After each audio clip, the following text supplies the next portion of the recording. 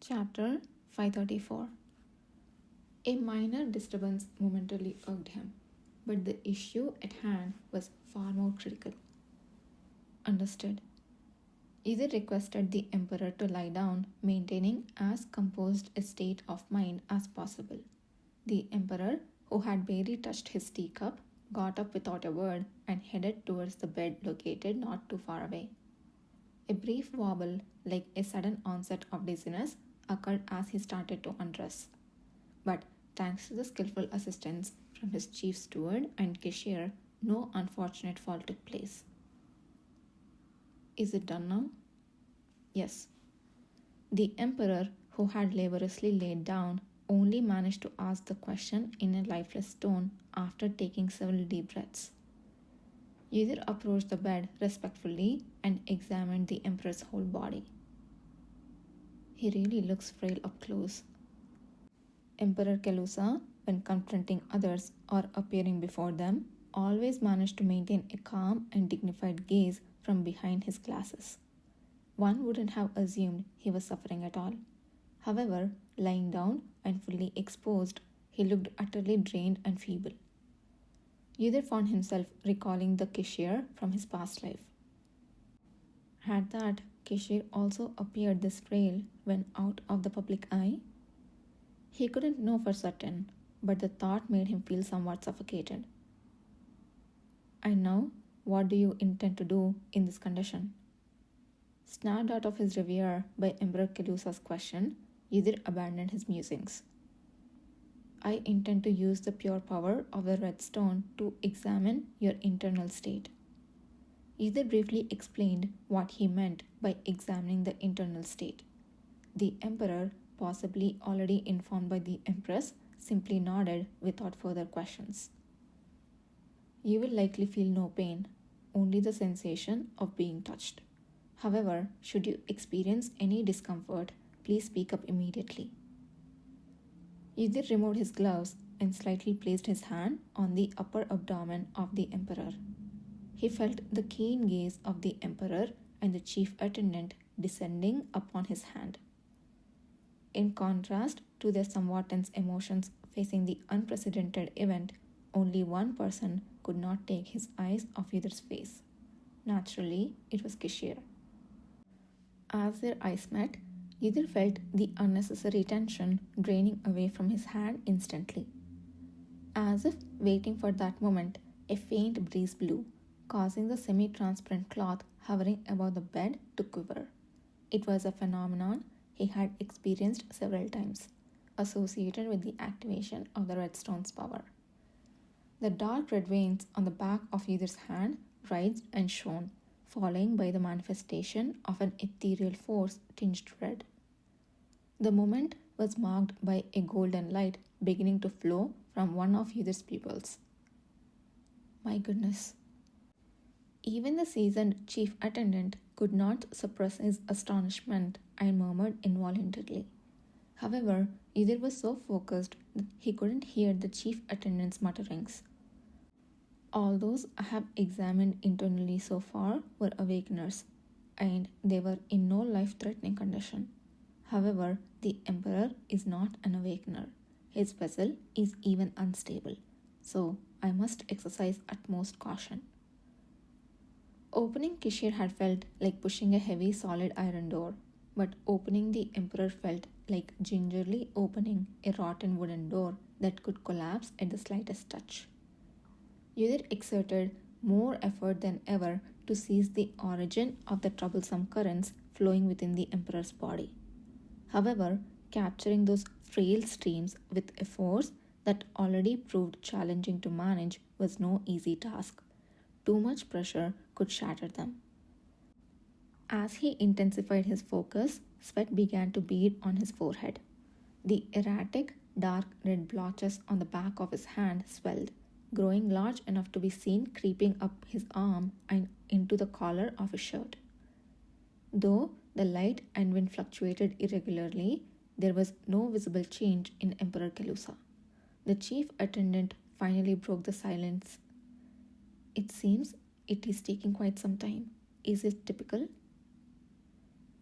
It does seem to be the longest I have ever taken. Kishir, who was observing the situation, replied.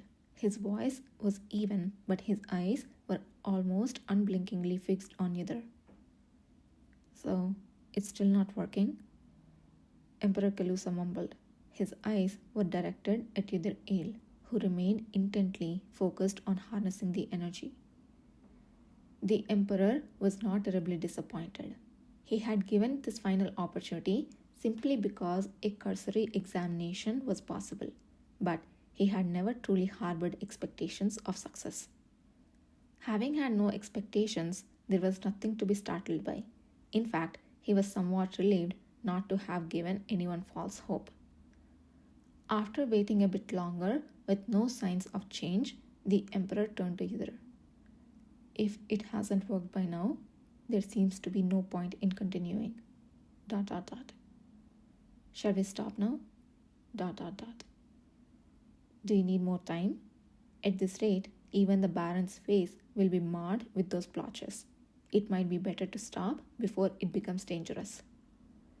The Emperor himself felt nothing, so it didn't matter to him whether the attempt was abandoned. However, seeing what looked like real-time damage on a promising talent who could be the pillar of his country in the future was not good on multiple fronts, both for the future of the Aur Empire after Kelusa Lahore disappeared and, although he didn't want to admit it, for his own brother. Just as the Emperor was about to call up the Endeavour, "Yes, I need more time, please." Yudhir raised his head, speaking in a very suppressed voice. "Just wait a little longer." Yudhir's eyes, glaring through gritted teeth, were alarmingly red and swollen. The moment he opened his mouth, the dark red streaks reached up to his jaw and writhed, causing the Emperor to momentarily flinch. He was immediately surprised at his own reaction. Nothing about the situation had been anticipated by the Emperor. Why? Why was he going to such lengths? When Yudhir Ale had initially said he wanted to help the Emperor, he had highly valued Yudhir's steady and calm temperament, but had not given much importance to the sincerity behind those words. That had remained true up until this very moment. Though he appreciated Yudhir's willingness to help, he could not fathom why it needed to be so desperate. He had assumed that Yudhir would step back readily after a reasonable effort. Given his stoic demeanor in front of the Emperor, he had been viewed as a very rational individual, and his limited emotional range had led to that judgment. However, the look in Yudhir's eyes felt both familiar and entirely different at the same time. It wasn't mere loyalty or a desire to impress that filled his gaze. Something altogether different, a form of blind conviction, dwelled within his eyes. Caught off guard, the Emperor found himself asking, "How strange. Why go to such lengths? I have said that I'm fine." The light emanating from Yudhir's hand intensified. Amidst the wind that tousled even the Emperor's hair, a slow, flat, and almost inaudible voice could be heard. "There is only one reason. ... Because I know what will happen next if we stop and give up here." Between the reddish streaks that flushed his cheeks, Yudhir's eyes whispered like thunder. No, like an enigmatic prophecy. "I know your Majesty must move beyond today. I will make sure that happens." Even as he found the word strange, the Emperor couldn't tear his gaze away. The overwhelming conviction in Yudhir's words moved him, shaking for the first time his heart and determination, which had never wavered despite hearing countless expressions of concern. And as if that small crack served as some kind of trigger, the light flowing from Yudhir's hand suddenly amplified, explosively. The Emperor felt something warm gently infiltrate his body. Just as he frowned at the unfamiliar sensation and looked away, his eyes met Kishir's. Kishir, who had been watching the whole scene with folded arms, bore a complex expression, part pleased, part enshrouded in incomprehensible questions. It was a face even the emperor had never seen before.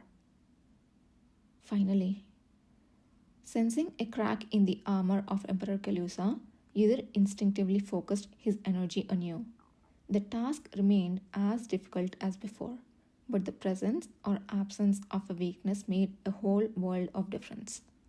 Relying on his recent experience of using his powers on Hosanna, who had lacked both will and consciousness, he managed to successfully break through.